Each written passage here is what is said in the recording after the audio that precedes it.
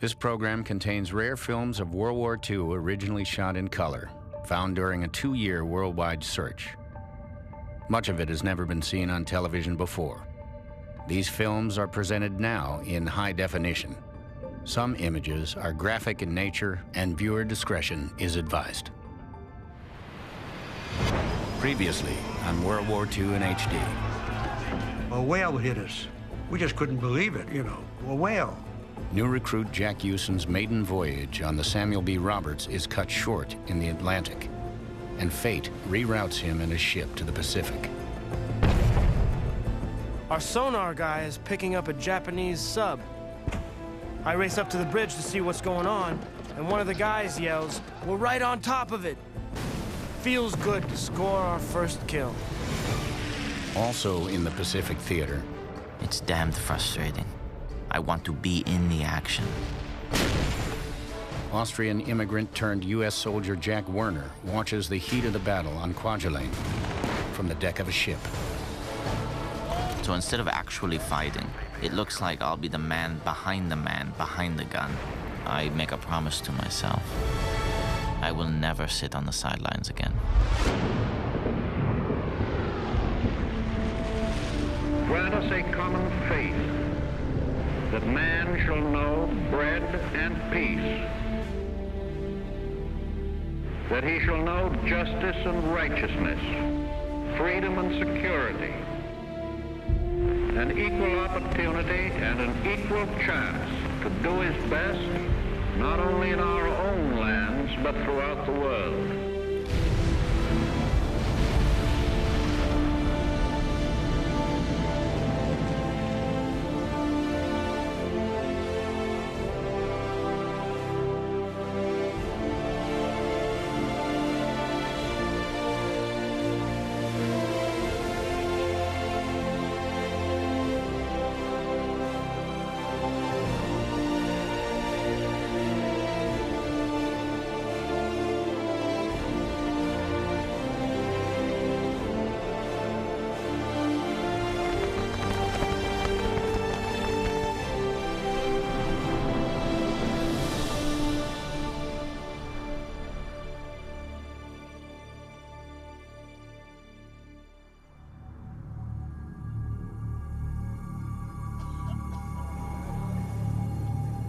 For the past 3 years, nearly 65,000 American and Filipino prisoners of war have been at the mercy of their Japanese captors.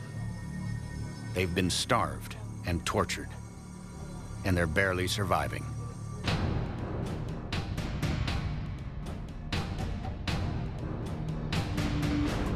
Their ordeal began in the spring of 1942. Led by General Douglas MacArthur, the Filipino and American troops were trying to defend the Philippines against an overwhelming Japanese invasion force. But with the fall of the islands inevitable, President Franklin Roosevelt ordered MacArthur to personally withdraw and abandon his remaining men. What happened next was an atrocity only made public many months later, after 2 American officers pulled off a daring escape. Known as the Bataan Death March, the Japanese forcibly marched 75,000 prisoners 65 miles to an internment camp known as Camp O'Donnell. Along the way, they brutalized them, subjecting them to unspeakable acts of violence. An estimated 10,000 died during the march. Now, in the fall of 1944, General MacArthur and the American military are ready to return to the Philippines to liberate the islands and rescue the survivors of the Bataan Death March.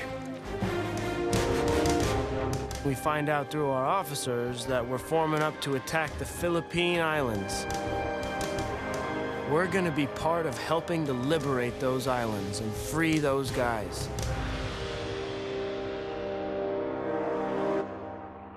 18-year-old sailor Jack Huson and his destroyer escort, USS Samuel B. Roberts, are sailing with the U.S. 7th Fleet, part of an American armada of more than 600 ships steaming toward the Philippine Islands. We're taking 250,000 troops.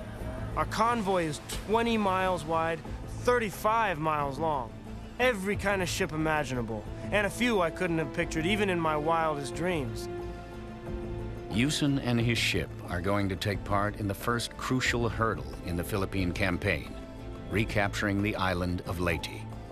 Located on the outer eastern edge of the central Philippine archipelago, Leyte will provide the U.S. military with an important staging area to support the eventual invasion of Luzon and the liberation of the Philippine capital at Manila. It's our job to keep any Japs from sneaking through and attacking our landing forces. If we don't do our job, men ashore will die. As Usen and his ship take up defensive positions off the island of Samar, 100 miles to the southwest, the U.S. 6th Army approaches Leyte's beaches. As we head in, I can feel the tension rising. Just thinking that we are to be some of the first men to hit the beach.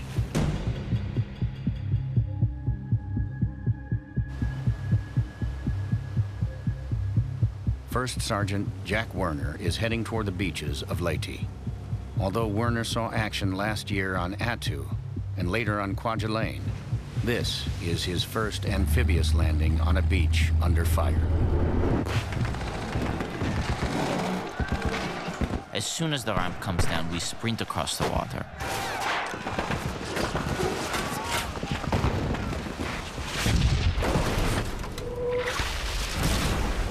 A mortar hits right behind me. My commanding officer is dead, and a bunch of other guys are wounded. Werner and his platoon sprint toward the thick dune grass at the edge of the beach. It's so dense we can't see anything. Seems like a good place to take cover and regroup for a moment. Jap fire is coming down around us. I don't understand how they can possibly see us through the grass. And then it dawns on me. As we lay there, I discovered, to my amazement, that I was the ranking person in that group. As a first sergeant, I was second in command after the commanding officer who had been killed. We were really tuckered down there, and I really didn't know where that fire was coming from. But it's up to me to figure it out and get us out of this. One of my scouts, this kid from Kentucky, crawls over to me and points up to the coconut trees. I can hardly believe it. Japanese snipers have tied themselves to the trees so they can pick us off with a perfect line of sight. I motion to everyone, ordering them to lay down a covering fire while the kid from Kentucky crawls into position.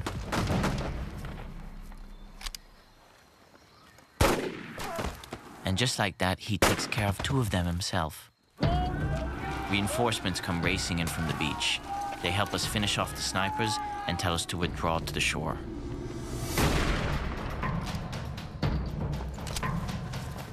I was only in command for an hour, but I feel I did reasonably well.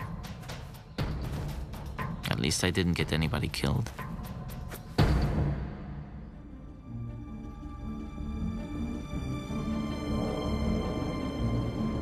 When I'm in this plane, I'm so busy looking, thinking. There's so many instructions. It's a lot to know. But once you get the hang of it, you can do things that birds can't do.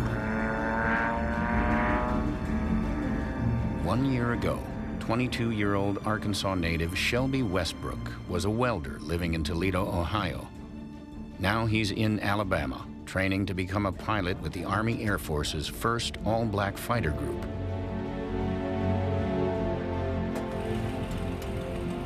Known as the Tuskegee Airmen, the soldiers train at a segregated campus. They are commanded by white and Puerto Rican officers. We may have separate facilities, but it's a good feeling knowing that we're doing what a lot of folks said we couldn't. I could have gone into the infantry, but when the draft board started sending me letters, I made an application for the Air Corps. First, they were only accepting college graduates for flight training.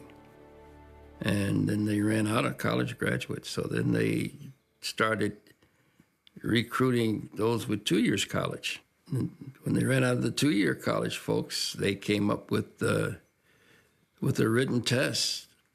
If you could pass the test, then you could qualify for the program. So that's how I came. Because I had no college training. And now I'm a commissioned pilot in the 332nd Fighter Group. Westbrook and the Tuskegee Airmen are filmed in color in stateside films like this one. Produced by the military, this film was intended to publicize the inclusion of African Americans in the Army Air Forces. After their training, the fighter group's overseas combat action is shot in black and white.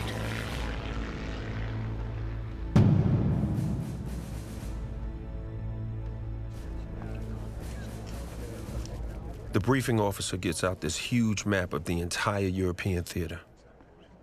He says, "Gentlemen, today we go after the oil refineries."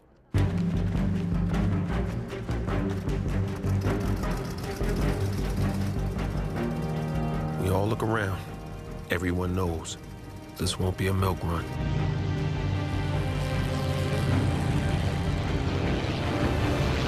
Westbrook and the 332nd Fighter Group are escorting bombers as part of an ongoing Allied strategy to bomb Nazi oil facilities. Their target is the Germans' massive oil refining complex in Blechhammer, Poland. There, the Germans are using the area's natural deposits of soft coal to produce synthetic oil, which they use to fuel nearly all of their planes. Blechhammer is among the most heavily defended targets in the Reich.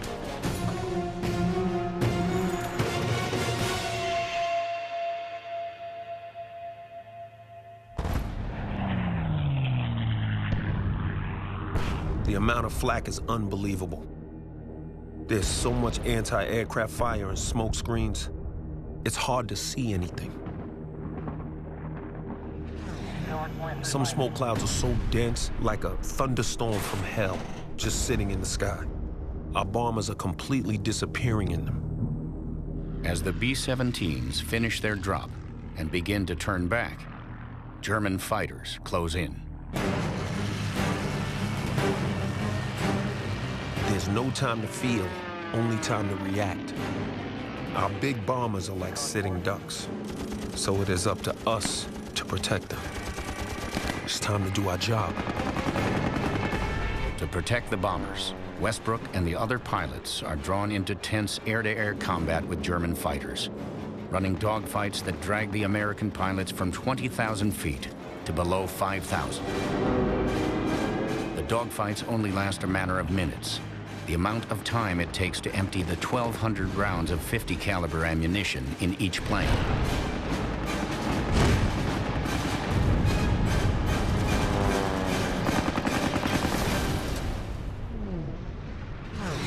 After 8 hours in the air, Westbrook and the rest of the Tuskegee squadron are finally back in friendly skies. Once the bombers land, the fighters peel off and head back to their own small airstrip at Ramitelli, completely separated from the white pilots.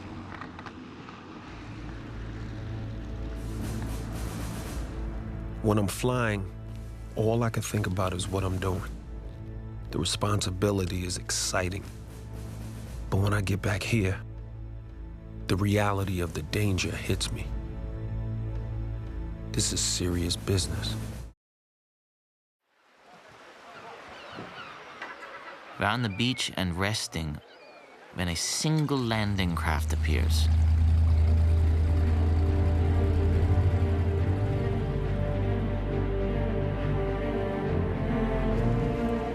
And sure enough, it's General MacArthur, who is returning to Leyte as he has promised. After fighting off a group of Japanese sharpshooters on Leyte, First Sergeant Jack Werner is back on the secured beach, just in time to see General MacArthur land with the American Liberation Forces. Doc sunglasses, pressed pants. Some of the soldiers are snickering. I can't believe it. Some of these soldiers have no respect. The general just strolls onto the beach and walks into the jungle. And that is the last I see of him. People of the Philippines, I have returned. By the grace of Almighty God, our forces stand again on Philippine soil, soil consecrated in the blood of our two peoples.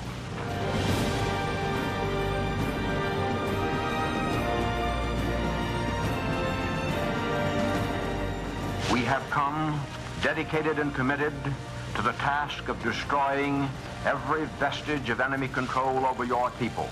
The hour of your redemption is here.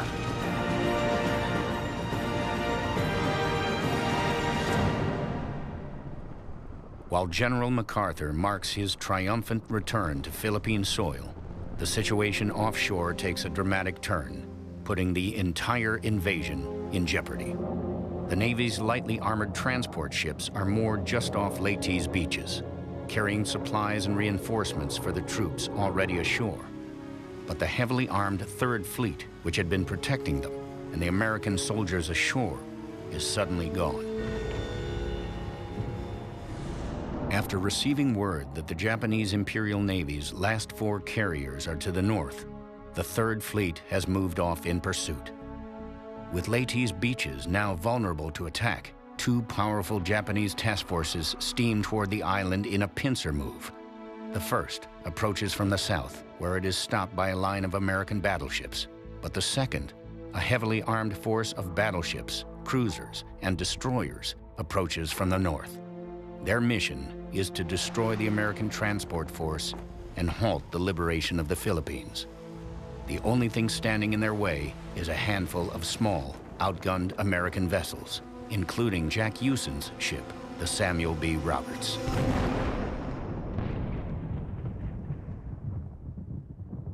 We're looking out at the sky about 70 miles towards the horizon, and we can see lightning and hear thunder. But it's no storm. It's a battle. Over the loudspeaker, the captain says, "Uncover all guns. This is not a drill. This is for real." We have no idea what's happening. We all knew that there was going to be a big battle to retake the Philippines, but we all thought it was going to be on land. Captain makes an announcement. There is a Japanese task force coming down from the north. Battleships, cruisers, and destroyers. We will do our duty, though the outcome is doubtful. The outcome is doubtful? What does that mean?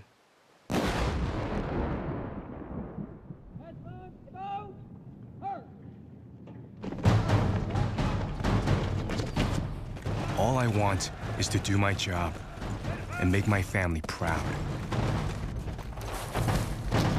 24-year-old Oregon native Jimmy Kanaya is a medic with the 442nd Regimental Combat Team, America's only all-Japanese American Army combat unit. The son of Japanese immigrants, Kanaya enlisted in the Army before the December 7, 1941 attack on Pearl Harbor. After Pearl Harbor, I felt kind of helpless that I looked like, you know... I looked like like the enemy, so to speak, and that I had no control over it. It was a very helpless feeling, like you can't win. But we had to grin and bear it and make sure that you're not going to be affected by it. I had to be by myself. I had to be who I am and fight for my rights if I could. Only 2 months after Pearl Harbor, the U.S. government began setting up government-run relocation centers. Over 120,000 Japanese nationals and Japanese Americans were relocated to these internment camps. All were pulled from their homes and jobs without due process of law and identified as potential threats to national security. Kanaya's family was no exception. Right before he ships off to war, he visits them at their new home, an internment camp in Minidoka, Idaho. It gives me an uneasy feeling, like being in a prison camp. It's full of hastily built, constructed tar paper shacks, and there are very minimal amenities. Seeing that gives me more of a reason to want to prove to our country that we're just as loyal as the average citizen. It gives me more of a reason to want to fight. While some Army divisions fighting in Europe are filmed in color, the overseas combat action of Kanaya's 442nd Regimental Combat Team is filmed in black and white.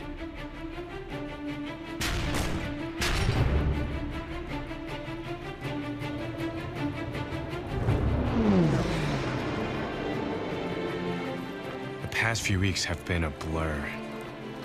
Crossing the Mediterranean, jumping on trucks in Marseille, sleeping on the side of the road. It would actually be kind of nice to be in a foxhole again. After proving their fighting ability in an impressive campaign against the Germans in northern Italy, Kanaya and the 442nd are now in combat in the mountainous region along the French-German border. Here in the Vosges Mountains, Hitler's forces are doing their best to slow the Allied army's advance into Germany. Because of the region's steep cliffs and dense forests, American tanks, artillery, and air power are virtually useless. It's the ideal terrain for the Germans to make a stand, their backs against their homeland. These mountains are impossible to move through. The Germans could be just about anywhere out here. As Kanaya and the 442nd approach the hill town of Briere, they come under heavy shelling.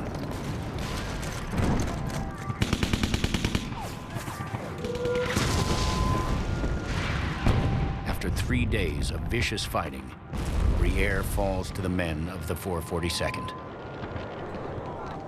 But they get no time to rest. The colonel says that another battalion is trapped on the other side of the mountain from us, and they've got a lot of wounded who need to be evacuated. So I grabbed 3 other medics, and we set out.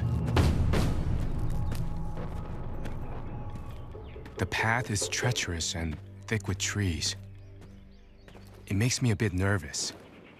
This kind of terrain makes it easy for the Germans to hide.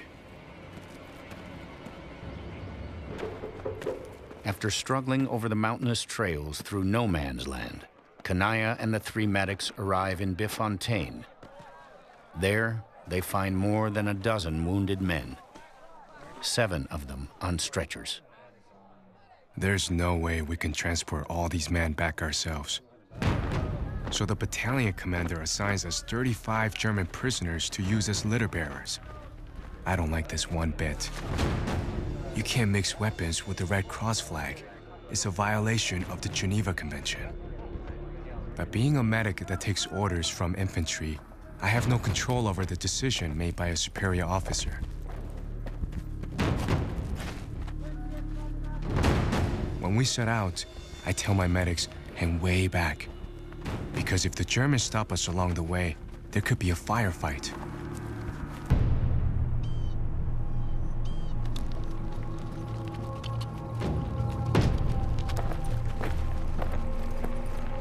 We're almost at the bottom of the hill when the whole column stops. It's a German patrol. More than 20 men. Our commanding officers know there's no sense trying to fight. We are completely outnumbered and outgunned.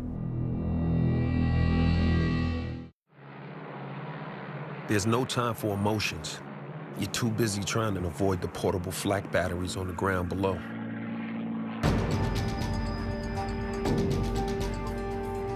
"22-year-old Tuskegee Airman Shelby Westbrook is flying his 31st mission with the 332nd Fighter Group. Today, he is escorting a group of B-24 Liberators on a bombing run over Germany.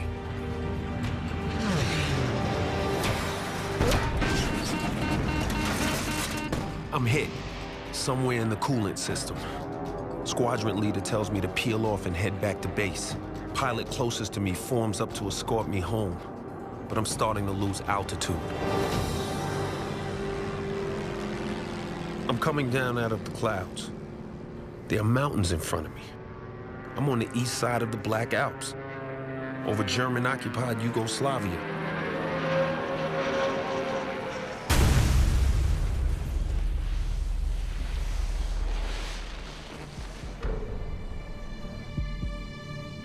We have 2 aircraft down, but that's the least of our problems.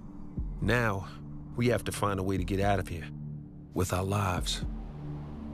We're looking to find out where we are when we see guys in German uniforms with rifles at the ready. So we stopped, and we both had sidearms of 45 automatics. But hey, they already had theirs aimed at you. Then all of a sudden, both the guys took their guns and put them on their shoulder. And we looked, and there was a little red star on their cap. So they were Tito partisans. Westbrook and his wingman have been rescued by a Yugoslavian resistance group known as Tito's Partisans. To help him throw the Germans out of his homeland, Communist Party leader Joseph Broz Tito struck a deal with the Allies. In exchange for weapons and ammunition, he and his 200,000 resistance fighters have promised to protect and return downed Allied pilots, helping them through German-held territory. We sleep by day and march in the middle of the night when there's no moon. This is a new kind of danger.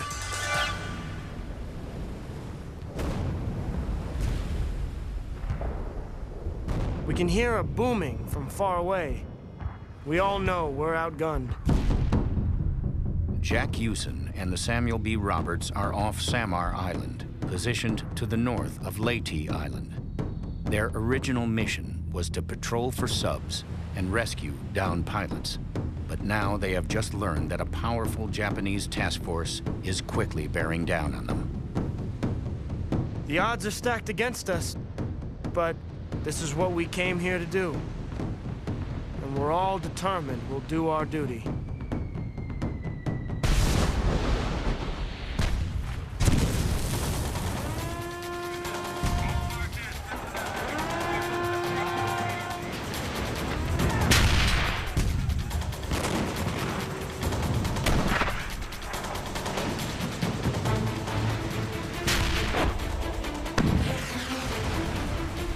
Hoping to avoid almost certain destruction, the small task force's escort carriers are ordered to pull back.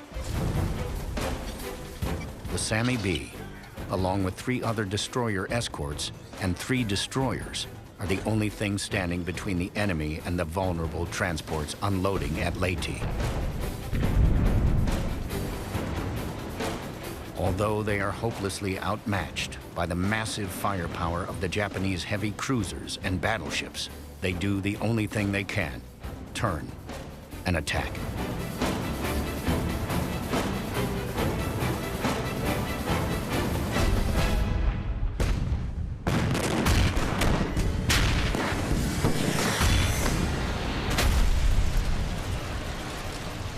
Something hits the port side stern. Then somebody yells out that our boys back there all got disintegrated. That's when I had a big lump in my throat because 2 of my closest shipmates are on that gun. That was their battle station. John Peone and Leonard Goldstein. And I kept thinking, they're both gone, they're both gone.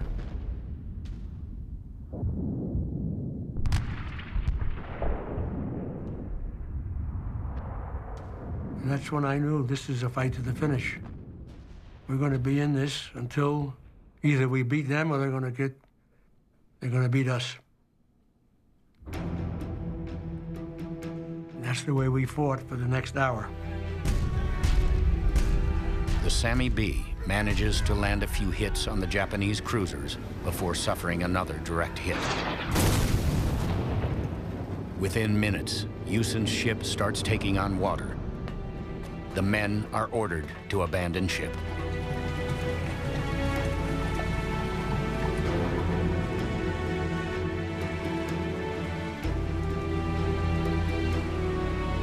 I make it to the raft, and I glance back at the ship.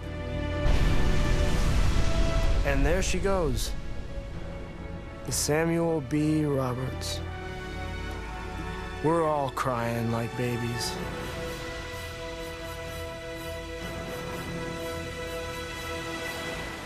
We can only see a few yards because of the waves. Makes us feel like we're all alone. I feel something brush against my leg. A man nearby screams. Sharks.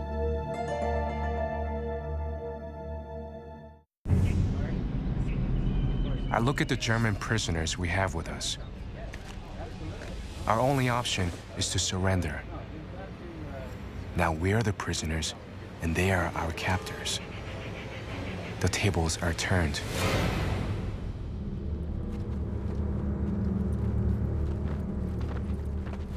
Only moments ago, Japanese-American medic Jimmy Kanaya was transporting wounded GIs through the Vosges Mountains.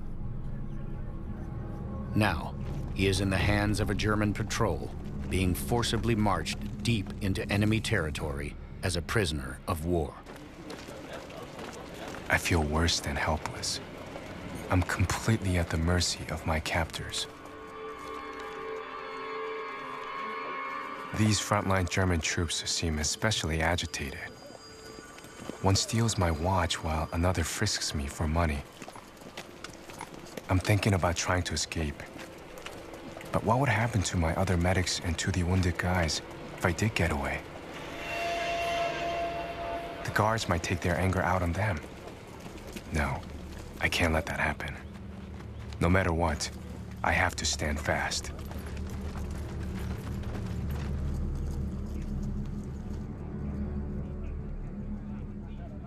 I wonder how long I'll be here.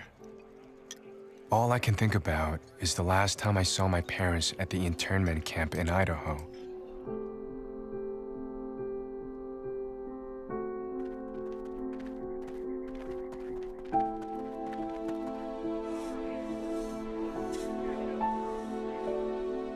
It's kind of ironic that here I am. Here I was fighting for our country, and I'm in enemy territory and behind barbed wires, and my parents and brother and sister were in a friendly country behind barbed wires. And how do you answer that? In December, Kanaya arrives at a POW camp near Warsaw, Poland. There, he is held until January of 1945, when the approaching Russian army forces the Germans to retreat with their prisoners. Kanaya and 1,400 other POWs are forced on a 380-mile death march to another POW camp near Hammelburg, Germany. My mother really prayed for me, even that I was still alive, and then when they found that I was alive, they continued praying that, because while you're in captivity, you're still uncertain as to your future. Kanaya remains a prisoner of the Germans until April 1945, 2 years after his parents are freed from the internment camp in Idaho. When he is finally liberated, Kanaya is close to starvation. But unlike many he is imprisoned with, he survived.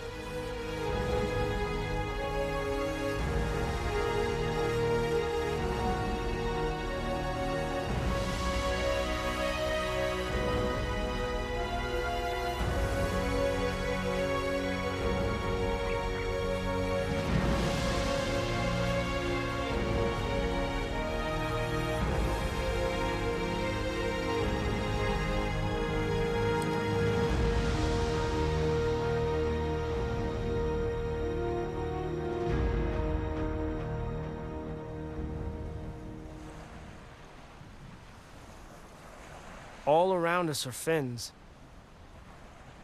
When the fins drop, we all start clinging to the raft a little harder. 18-year-old Jack Hewson and his shipmates from the Samuel B. Roberts are adrift in the Philippine Sea. Hours earlier, their ship was sunk while trying to fight off a Japanese task force. Now, Hewson and his shipmates are at the mercy of the elements. I was sleeping, dozing outside the net, when I heard something pushing me on my thigh under the water. And I looked down, And there was a tiger shark pressing my leg. I said, oh my God. Big one. Oh, I said, God, get him away. Get him away from me, please. I'll go home. I want to be a good guy. I'm not going to fight with my brother again. I'll find me a nice girl, get married. I'll have a good family. Please get me out of this. I looked down, he was gone. A few seconds later, 2 men down from me, the shark took his right leg right off. And we had to cut him loose. And we pushed him away. Because we had nothing for him, no morphine, no bandages, no nothing. When we pushed our shipmate away, the sharks went to him, gave us a reprieve. All around me, guys are giving up. No food, no water, no hope. Sleeping days and marching nights is taking its toll. We have to be careful. The Germans could be anywhere.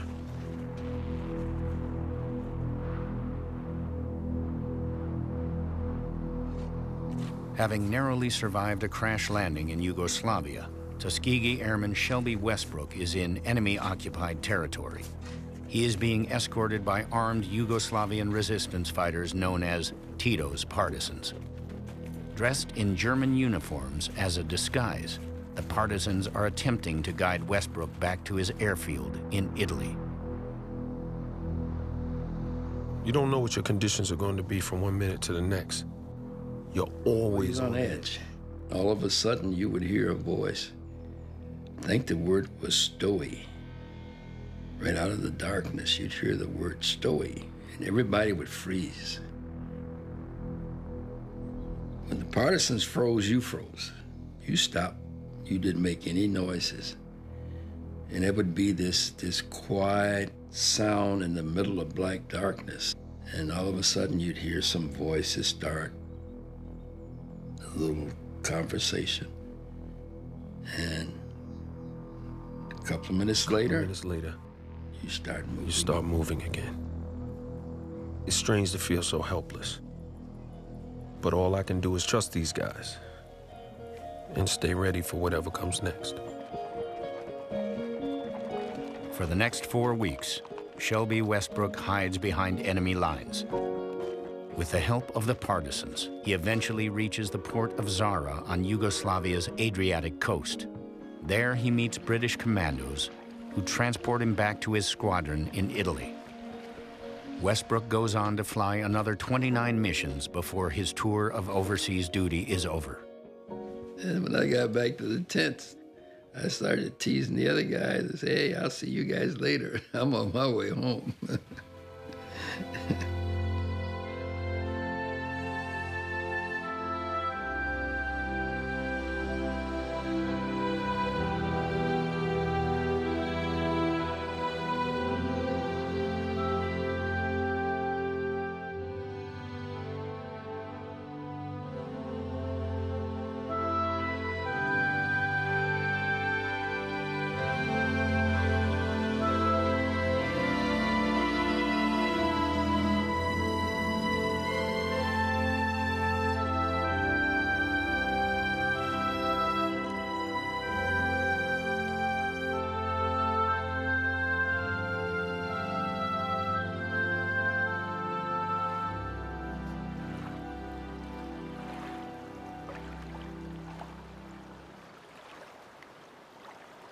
Stranded in the Philippine Sea, time is running out for Jack Hewson and the other survivors of the sunken Samuel B. Roberts. Although it is possible to survive up to 5 weeks without food, most people can only last 3 to 5 days without water. Guys are drinking so much salt water, they're starting to hallucinate.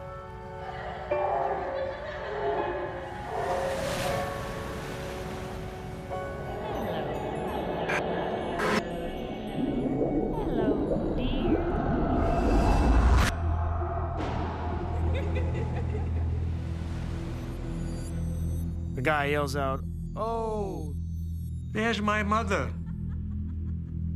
On the back porch, I'm gonna go see her. Come on, hi, Mom." He starts swimming away. One of the boys went after him. When he got near him, the guy that was swimming away pulled out his knife. He was gonna kill the guy who's gonna bring him back to the raft. He said, "I'm gonna see my mother, get away from me." We never saw him again. He went to see his mother on the back porch.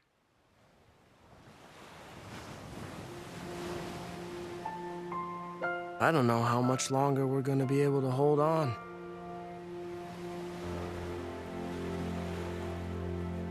Way off in the distance, I see a patrol ship.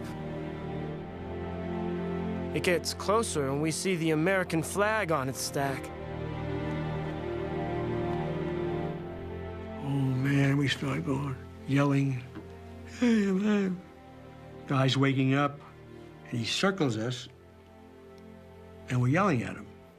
And the captain of that little ship, he came out on the port wing of the bridge with a megaphone. "Who are you?" We all yelled out, "Samuel B. Roberts, DE 413.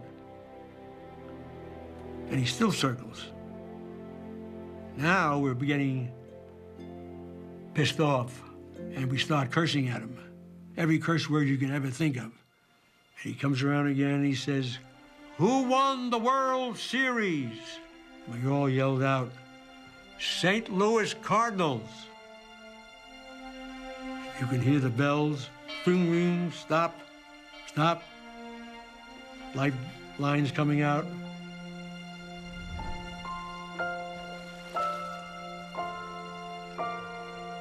And that's how we got saved.